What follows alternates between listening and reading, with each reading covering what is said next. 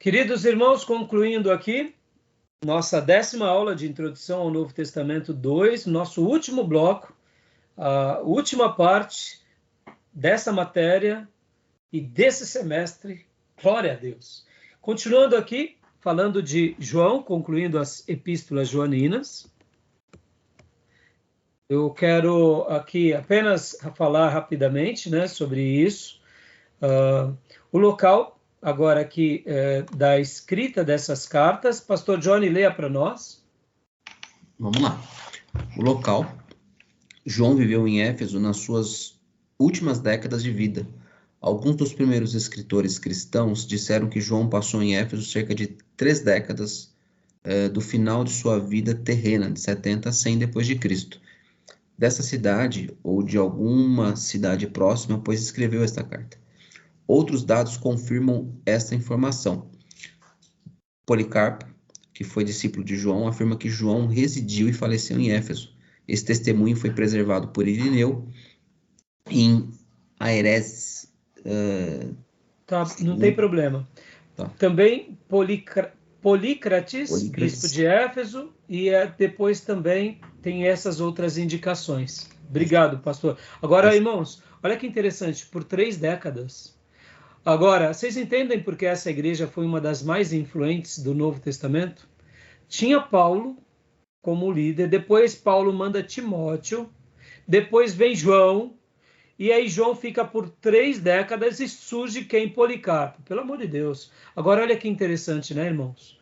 Depois que se passam os séculos. Por isso que eu falo que Éfeso, depois, como eu mencionei nas aulas anteriores de hoje, que eu falo que durante a história do cristianismo, logo nesses primeiros séculos, haviam os grandes líderes e algumas cidades que eram cidades chaves. Fica claro porque Éfeso era uma dessas, porque era uma obra magnífica, de um rebanho muito pujante, que começou com Paulo e se estendeu por João e pelos demais discípulos, e que se manteve firme.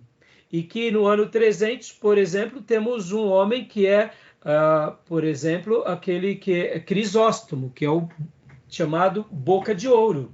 Ou seja, foi uma igreja muito influente durante séculos, por isso que lá havia os principais pastores dessa igreja, ou quando eles eram vivos, os que assumiam a igreja de Éfeso eram considerados como patriarcas.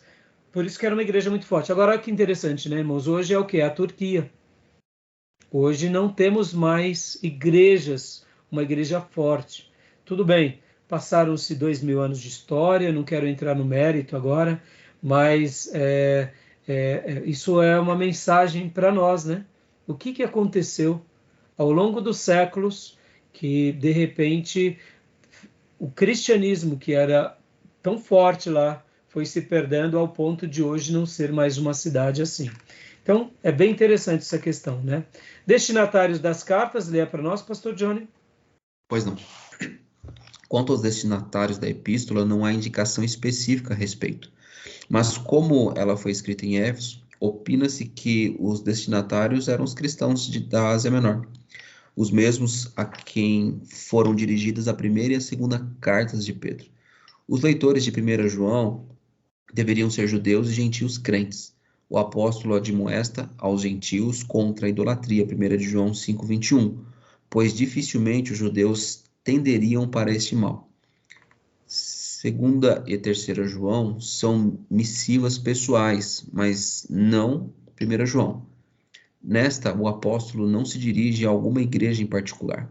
Antes, devemos pensar em uma carta circular destinada a todos os crentes da região da Ásia Menor.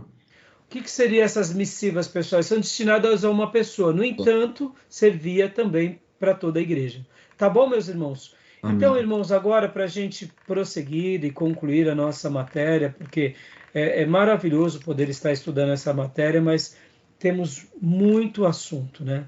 As doutrinas abordadas por João têm a ver com a cristologia, tem a ver com essa questão do advogado, que também o Espírito Santo também recebe esse cognome. Paracletos era também advogado, é aquele que está ao lado, é aquele que nos defende. Então, é uma carta que vai falar bastante sobre o amor, vai falar bastante sobre esses comparativos de trevas e luz, falando sobre a postura do novo nascimento, da divina semente. Então, nós temos essas cartas como cartas de fato de João, tá bom? Bom, e agora vamos, alguma pergunta sobre as cartas de João, algumas perguntas para a gente poder pontuar, porque, irmãos, como eu disse, é aula de introdução, não dá para a gente trabalhar em tudo. Querem fazer alguma pergunta? Não, eu não. Não? Não querem fazer nenhuma pergunta? Bom, então vamos agora entrar na carta, na epístola de Judas. Talvez raramente eu acabo mostrando para vocês, mas alguns anos atrás, no ano de 2011, eu fiz essa obra. E não tenho mais exemplares hoje. Talvez você ache alguma coisa em algum sebo, quem sabe pela internet, irmãos, mas eu não tenho. E eu preciso fazer novas tiragens. E é um livro que eu fiz, foi quando eu fiz uma pós-graduação na FLAM, na Unifil. Eu precisava fazer o meu trabalho de conclusão do curso, e eu estava pregando uma série de mensagens sobre a Epístola de Judas. E estava chegando perto de entregar ali o nosso TCC, eu falei, meu Deus, o que eu vou fazer? Aí eu peguei e comecei a pegar todas as minhas mensagens de Judas e falei, pelo amor de Deus, aqui já deu muito mais material. Aí eu comecei a trabalhar e de mensagens pregadas na igreja virou esse TCC. E aí eu fiz o TCC e alguns amigos da Bolsa viram meu TCC, pediram para ler, alguns pastores e amigos falaram, pastor Rai, você precisa de editar, porque isso daqui ficou maravilhoso. Eu falei, você está brincando, vocês gostaram? Eu já estava com vontade de fazer um livro, e aí foi o meu primeiro livro, né? Não fiz mais tiragens, preciso fazê-lo, mas eu até digo para vocês, eu acabei não fazendo porque eu pretendo, né? Ter uma reedição. Pastor Enéas, nesse sentido, ele falava para mim e para nós, né? Pintou o quadro, põe ele na parede. Não fique remendando, que senão você nunca põe ele na parede, você nunca faz a moldura. E eu concordo em parte com o pastor Enéas. Por que eu digo em partes? Porque, me comparando ao pastor Enéas, eu sou muito inferior a ele. Então, a obra dele sempre é uma obra muito melhor. E por essa razão, que eu concordo em parte, não que ele não tenha razão, mas porque ao ler novamente o meu livro, eu vi que precisava de algumas correções mais críticas. Eu sou um bom crítico sobre a leitura de outros, mas a autocrítica na minha própria escrita é muito fraca, e eu confesso, irmãos. Então, eu pretendo fazer e lançar em PDF, mas é um estudo na Epístola de Judas. Eu tive uma percepção. Qual foi a minha tese nesse livro? A carta de Judas, ela tem 25 versículos. Quem foi Judas? Foi meio-irmão de Jesus. Ele escreve essa carta para solucionar um problema. Na realidade, ele estava querendo falar sobre a salvação comum, mas ele se sente impelido pelo Espírito Santo para falar sobre as doutrinas, para que eles batalhassem pela fé, uma vez dada aos santos. E aqui fé ele está falando como corpo doutrinário. E olha que interessante. Nessa minha obra, fica aqui a dica para vocês lerem. Eu posso passar o PDF para vocês, né? Como eu disse, eu poderia até lançar igualzinho, irmãos. Depois, quem sabe vocês podem até me ajudar nessa sugestão. Lançar igualzinho em PDF no Kindle, né? Da Amazon, ou outras coisas. Eu poderia fazer isso, eu cheguei até a fazer, mas eu confesso, irmãos, que eu queria fazer essas correções, sabe? Essas correções. Eu tive alguns amigos que tentaram me ajudar por que eu não fiz, irmãos? Porque, de fato, eu me concentrei tanto no pastorado e me concentrei tanto nas aulas que eu não consegui mais editar livros. No entanto, de tudo que eu prego, de tudo que eu falo, eu sempre arquivo tudo. Então, assim, modéstia à parte, de 2011 para cá eu tenho muitos acervos. Que se Deus um dia me conceder a graça, e aqui fica um pedido meu de oração para vocês, de me dar pessoas para me ajudar nisso, eu acho que eu consigo lançar um livro por mês durante alguns anos. Eu tenho bastante material. Só agora que recentemente eu venho pregando sobre os profetas. E domingo foi a minha 13ª mensagem, ou seja, já é um livro, né, irmão? 13 mensagens. Se Deus quiser, domingo que vem, prego. Eu preguei ontem, parafraseando em uma mensagem, a minha 14ª, na Igreja Presbiteriana aqui de Ferraz. Baseei a minha mensagem em nenhuma das minhas mensagens que eu tinha falado. Então, é um acréscimo a mais. E então, domingo, eu estarei pregando minha 15ª mensagem. Só aí já é bastante material. Mas, como eu disse, irmãos, na pena eu me considero fraco. Na oratória eu me considero razoável. Nas aulas eu me considero também um pouco mais razoável. Então, eu tenho me concentrado nessa tarefa de formar. Então, fica aqui o meu pedido de oração. Então, qual foi a minha ideia? A carta de Judas é uma carta baseada também, como nós falamos, em 2 Pedro, para questionar as heresias e principalmente para aniquilar os falsos profetas. E em 25 versículos, Judas dá uma resposta àquela igreja. Ou seja, com 25 versículos ele soluciona um problema. E aí, qual que foi a ideia pelo qual eu fiz esse livro? Eu vi Judas como um líder incomparável. Pense você ter uma igreja local que está com um grande problema e com uma carta de 25 versículos você soluciona um problema. Isso é extraordinário ou não? Isso é extraordinário. E é em cima disso que eu me baseio. Então eu chamo meu livro de O Triunfo de Judas, um estudo na carta de Judas destacando a importância da liderança eficaz. Ele foi eficaz, ele resolveu um problema. E é uma das cartas que mais ela está escondida na Bíblia, não pelo tamanho, mas porque é uma carta que é uma fúria de Satanás, pelo qual o diabo não quer que tenhamos acesso a ela. Porque Judas, ao ter a percepção dos falsos mestres, ele vai para cima dos dissimuladores. Quem são os dissimuladores, irmãos? O que é um dissimulador? Vamos lá. Esconde aquilo que é na essência, né? Ele tem uma roupagem aparente, mas na sua essência ele não é. E, irmãos, o falso mestre, o falso profeta, ele é um exímio dissimulador. E aí, essa talvez seja a maior ardileza de Satanás contra o seu povo e contra as igrejas ao longo dos séculos.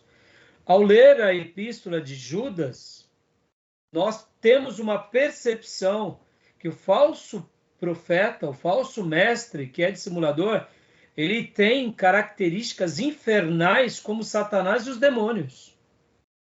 E eles estão entranhados no meio da comunidade com tanta sagacidade que somente pelo Espírito Santo a gente consegue detectar isso.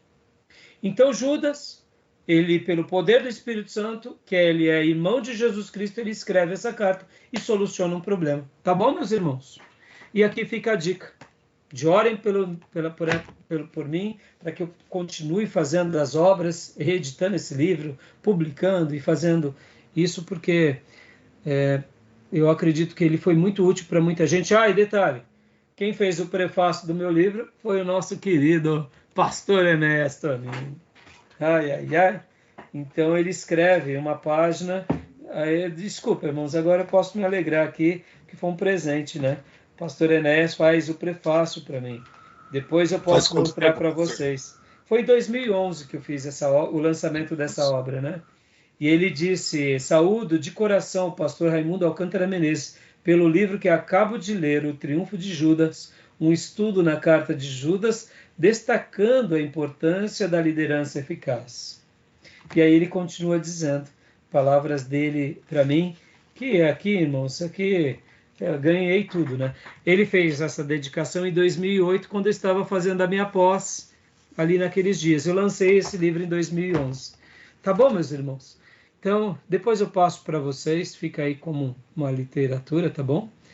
E, e assim, eu gosto demais da Epístola de Judas, demais, irmão. Sou suspeito de falar. O carinho, né? A minha primeira obra, né? Então, imaginem. Tá bom, irmãos? Vou ler rapidinho aqui. Ó, o autor é o próprio Judas, tá bom?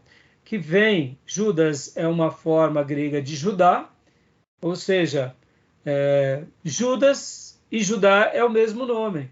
Nós chamamos o nosso filho de Judá, mas nós não chamamos nosso filho de Judas, né, irmão? Sabendo que no Novo Testamento tem vários Judas. Por quê? Porque Judas se tornou, de fato, um nome não muito bem visto por causa de Judas Iscariotes, tá bom? A data. A principal objeção a uma data mais antiga da epístola é precisamente a convocação dos dois netos de Judas à presença de Domiciliano, visto que este foi imperador em 81 e 96 depois de Cristo. Alguns têm dito que nessa época dificilmente Judas teria netos. Porém, se pensarmos que é bem provável que neste tempo Judas já deveria estar com cerca de 70 anos, o argumento perde inteiramente a sua força. Facilmente, um homem de 70 anos pode ser avô e até bisavô. Então, aqui a gente vai ter algumas questões sobre as datas, né? Outra dificuldade é saber se 2 Pedro se baseou em Judas ou se Judas se baseou em 2 Pedro. Aí a gente tem aquela discussão. Isso importa em algumas diferenças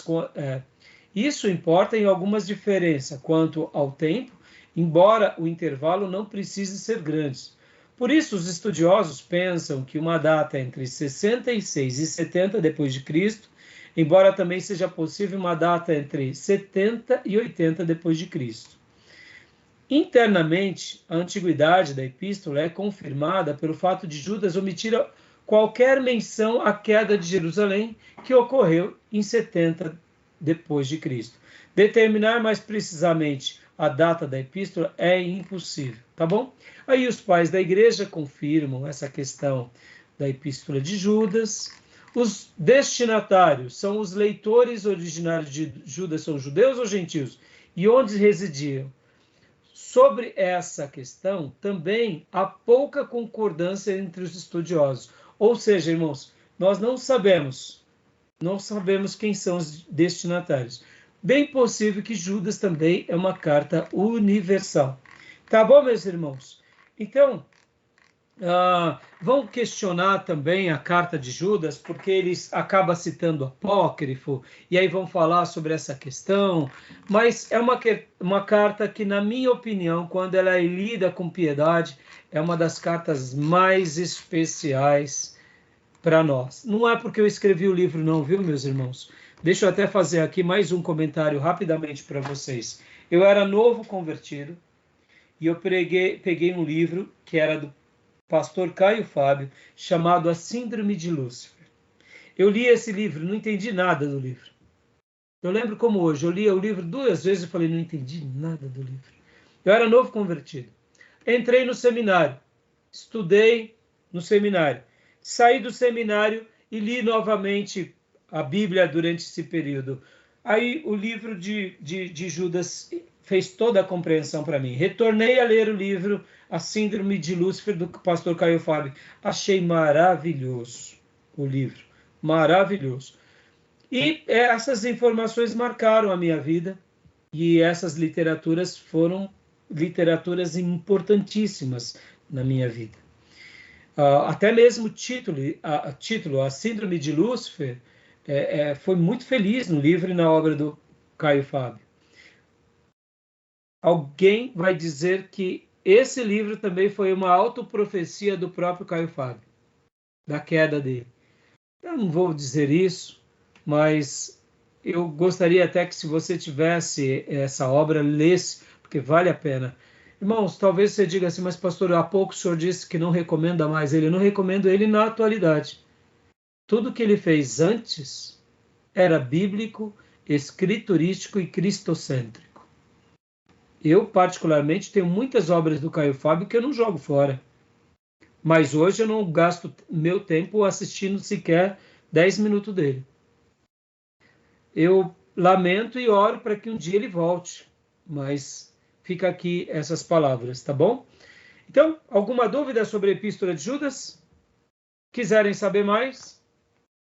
Vejam minha obra, tá bom?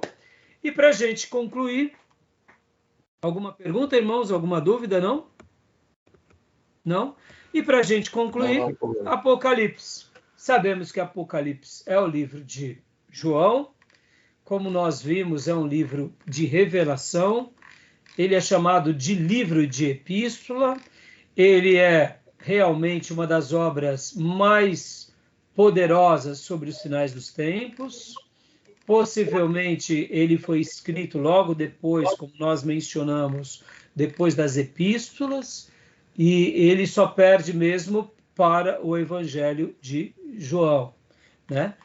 Porque o Evangelho de João foi escrito, como nós já mencionamos há pouco, logo depois do Apocalipse. Data e local, aí aqui vai ter agora algumas discussões. Nós sabemos que ele foi sentenciado por Domiciliano para ficar lá na ilha de Patmos.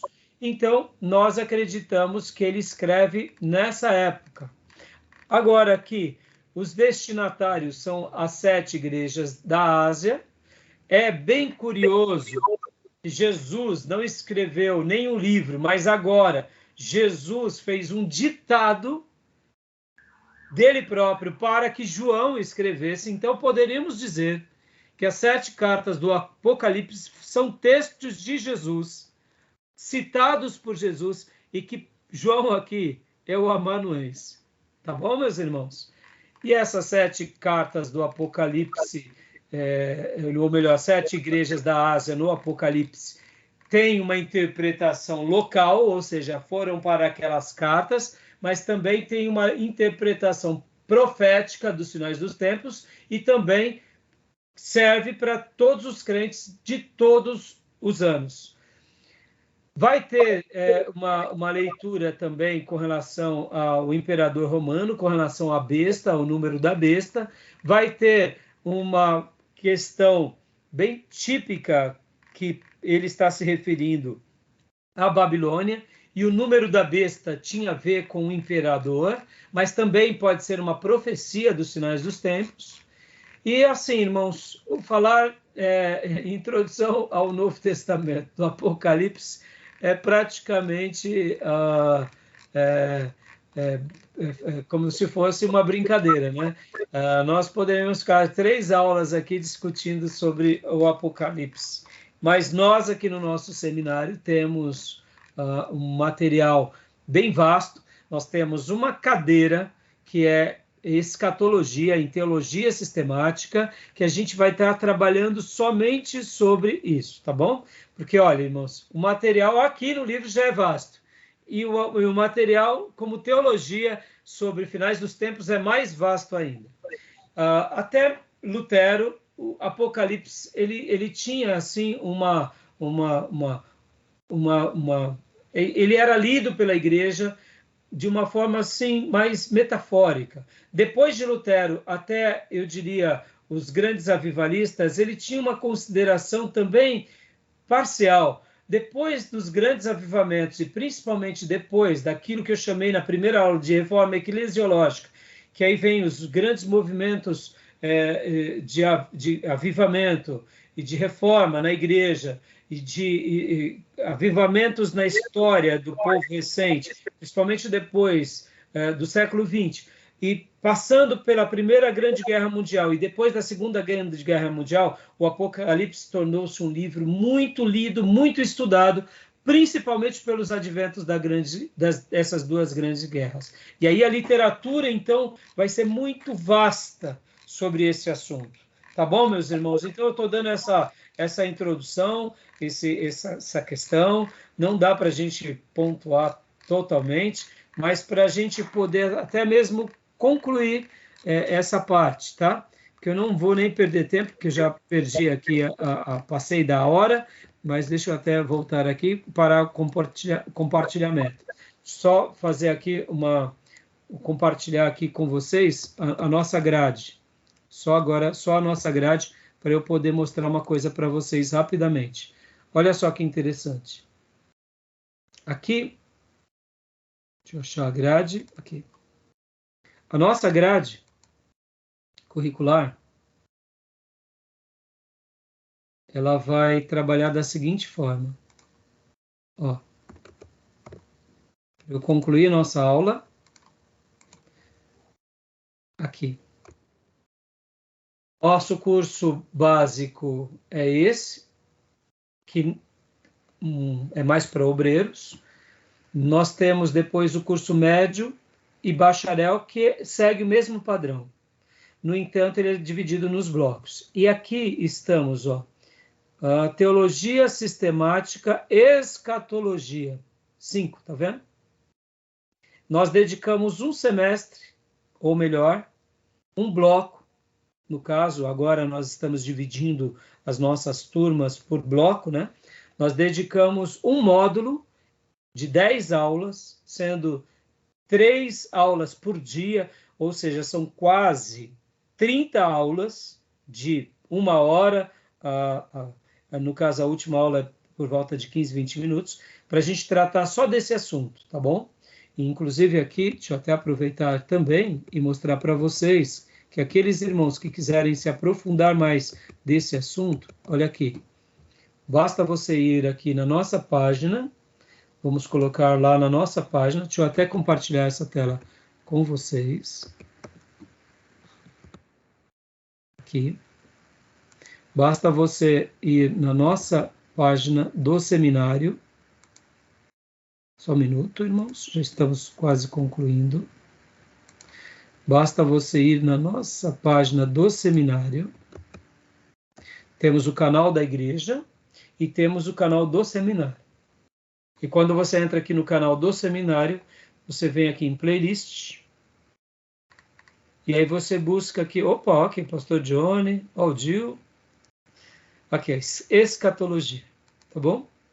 Então você vai ter aqui, se o irmão quiser se aprofundar mais sobre isso, nós vamos ter aqui todos esses módulos aqui, ou seja, ó, nesse caso foram 11 encontros, não foram 10 encontros, foram 11 encontros de aulas, né? A grande maioria das aulas são de 1 hora, apenas o último bloco é um pouco mais curto, para a gente tratar desse assunto. Ó, o pastor Johnny, Felipe Rente. Tá bom, meus irmãos? Tudo bem, queridos? Alguma dúvida sobre Apocalipse? Fala, pastor? Ela fala dizer, foi no mês 4 do ano passado, né? Foi, né, pastor? Deu para aprender alguma coisa, pastor? Com certeza. Né? A gente estudou, e ainda temos assunto. Irmãos, o Apocalipse, depois da Primeira e Segunda Grande Guerra Mundial, logo depois que surge essa reforma eclesiológica, com os dons do Espírito Santo, essa restauração no seio da igreja, levando todo o povo de Deus a ser sacerdote, vem as guerras, isso trouxe um significado novo na leitura, tanto de Daniel quanto de Zacarias, e principalmente de Apocalipse, porque hoje, particularmente, nós acreditamos que Jesus está às portas. É bem possível, irmãos, que tenhamos poucos séculos pela frente, que a redenção de todas as coisas vai se dar a qualquer momento. Eu, particularmente, acredito nisso. Hoje nós temos, assim, eu diria, quase todas as coisas prontas no palco para a vinda de Jesus. Alguém já disse que a inteligência artificial pode ser o anticristo. E nada impede. Nada impede. Esses dias, um obreiro, nosso irmão Davi, ele chegou para mim e falou: pastor, o senhor já pensou sobre isso? Eu disse para ele: não, mas eu gostei da opinião. Alguém já tinha dito, na década de 90, que o anticristo seria criado em laboratório. Logo na sequência, vem essa questão do clone com a ovelha Dolly. Eu pergunto para vocês, há uma bioética dizendo que não tem clonagem humana. Você acredita nisso? Claro que não. Eu não acredito. Irmãos, o ser humano, quando se descobre algo, ele não tem limites. Dizem que durante o nazismo, os nazistas faziam pesquisas médicas das mais atrozes, se descobriram coisas assim científicas absurdas, só que foram testando a vida dos seres humanos. Então, hoje, todo esse acervo ele é trancado a 7 chaves e ninguém pode pesquisar sobre isso, porque foram descobertas criadas por um assassino, num movimento de assassinos e de cientistas assassinos. Eu concordo. Mas essa questão da clonagem, essa questão que eu também não concordo, fazer clonagem humana. Mas assim, irmãos, eu não duvido que o anticristo pode ser criado em laboratório. Eu não duvido que a inteligência artificial ganhe o seu peso. Então, eu acho que nós estamos às portas, irmãos. E aqui, irmãos? E aqui? Para a gente encerrar, Antigo Testamento 1 e 2, que já fizemos, e agora Novo Testamento 1 e 2, para a gente fechar. Eu queria ler esse texto. E antes de ler o texto, vocês têm alguma pergunta, alguma dúvida sobre o Apocalipse? Se sim, vai estudar o módulo de escatologia, que não vai dar tempo. Mas assim, carinhosamente, alguma dúvida aqui que eu possa responder em pouquíssimas palavras? Acho que não, Apocalipse. Eu vou assistir esse módulo, porque me interessa muito. Irmã, fique à vontade. Lembrando, irmãos, que os irmãos que quiserem fazer esses módulos que já estão gravados, vocês, eu quero estudar. Nós temos essa possibilidade de criar o quê? Um EAD com esse material.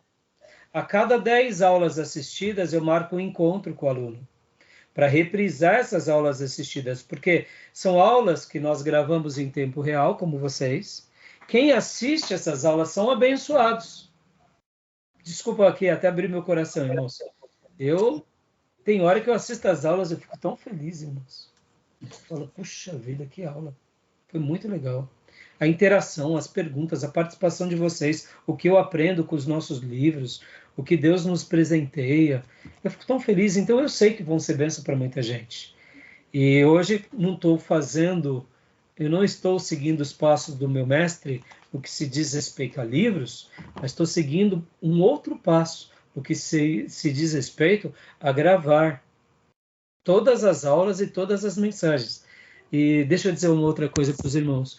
Eu tenho praticamente todas as minhas mensagens gravadas em áudios e quase todas as minhas mensagens gravadas em vídeos de 2008 para cá. Muitas mensagens eu tenho em vídeo, mas ainda não estão no YouTube, porque naquela época a gente gravava numa câmera, não foram reeditadas. Mas assim, em áudio eu tenho. Então esse canal nosso do YouTube surgiu inclusive com irmãos que falaram, pastor, posso pegar suas mensagens e colocar um fundo? Eu falei, claro. Foi com o irmão Toninho, pai de um aluno que se formou no seminário, Glenn. E eu agradeço a Deus pela iniciativa dele. E ele começou o canal do YouTube assim. Então, muitas mensagens que está lá só o áudio estão aí na internet. Então, eu não segui os passos do pastor Enéas aqui, ainda não. Eu estou esperando pela minha 3ª e 4ª idade, quem sabe um pouco mais de tempo e quem sabe um pouco mais de disciplina, ou quem sabe o start de Deus mesmo, eu creio nisso, mas eu estou fazendo essa obra por vídeo e por áudio, né? Aqui, o material de seminário, estamos quase gravando o curso médio em teologia aqui. Isso para mim é um acervo, é uma conquista inenarrável, e eu fico assim tocado de poder estar abençoando vocês e as outras gerações que possam ser ministrados. Por isso que eu disse que dá para muitas pessoas, irmãs, fazerem as aulas. E por que eu farei elas em EAD e farei esse critério? Porque é bem simples. Muitas pessoas podem aprender, mas eu não sei qual foi a retenção das pessoas. Eu não sei se elas leram os livros, se elas se esclareceram ou se elas se enveredaram para alguma outra coisa, tá bom? Então, irmã, tenha bondade, demais irmãos que quiserem também. E eu gostaria de encerrar, irmãos. E encerrar lendo com vocês Apocalipse 22, 18 e 19. Eu acredito nisso. Eu acredito que a Igreja de Jesus está vivendo seus últimos dias e que isso daqui que seguramos nas mãos, que é o tema principal, não dessa matéria, mas de todo o nosso seminário, no curso básico e principalmente no curso médio e bacharel, é a palavra de Deus. Eu gostaria que a irmã Cleusa lesse para nós. Apocalipse 22, 18 e 19.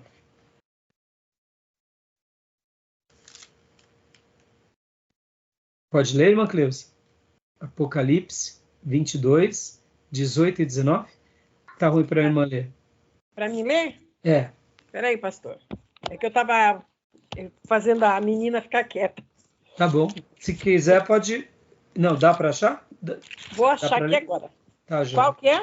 Apocalipse 22, 18 e 19. 22, 18 e 19.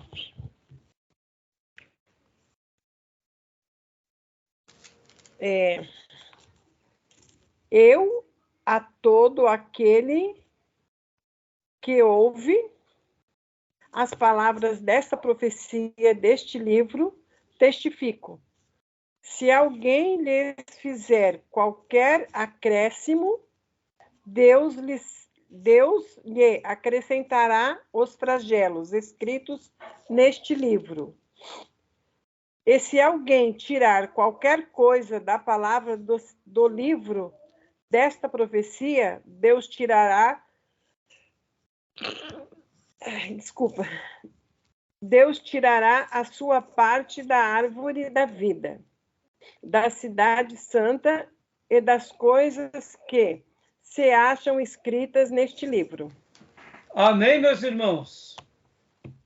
Eu creio nisso. Se nós queremos estar preparados para fazermos uma obra especial, assim como João Batista, porque eu acredito que nós somos a igreja que prefigura algo bem parecido com João Batista numa dimensão diferente. João Batista veio preparar o caminho para a aparição do Salvador. E nós, Igreja de Jesus Cristo e ministros do Evangelho contemporâneos, estamos preparando a igreja e o mundo para a volta do Salvador. João preparou o caminho para a aparição. Nós preparamos o caminho e os corações para o retorno.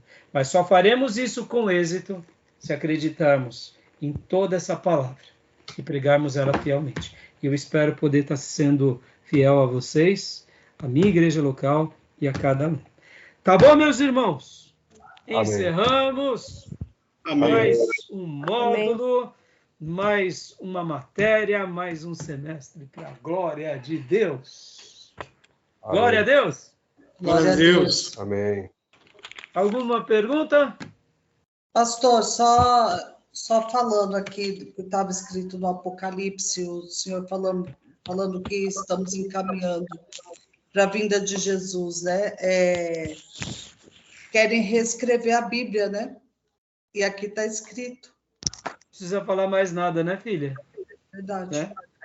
Né? Se querem reescrever, é porque os flagelos virão sobre eles, ou as bênçãos que Deus prometeu não serão dadas a eles. É uma pena.